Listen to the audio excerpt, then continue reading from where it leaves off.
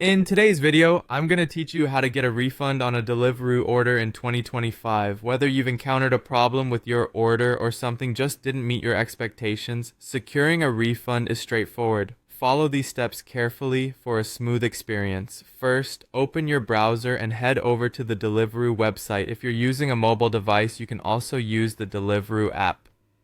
On the home page, look for the option to either sign up or log in. If you don't already have an account, signing up is quick and easy. However, since you're here for a refund, you probably already have an account. Go ahead and log in with your credentials. Once you're logged in, locate the contact option. This will typically be found in the navigation bar or under the help section of the website. Clicking contact directs you to the page where you can resolve issues related to your orders. It's always a good idea to familiarize yourself with the process laid out on this page, as it provides a clear overview of the steps involved in obtaining a refund. To initiate your refund request, navigate to your order history. This is where all your past and current orders are listed. Carefully select the order that has the issue. Once you click on your recent order, you will see an option for Order Help. This is the gateway to communicating issues directly related to a specific order. Make sure you provide detailed information about the problem you experienced.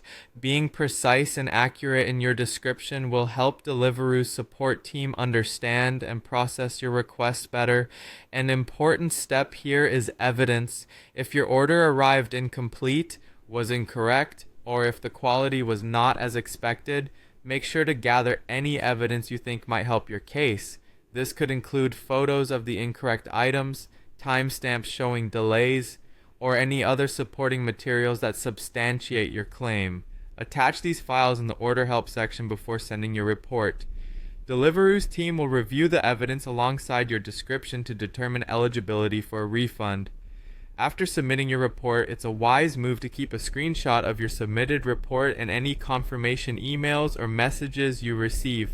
This documentation will be useful for your records and in case you need to follow up on your request. And there you have it. You've now completed the process for requesting a refund on Deliveroo.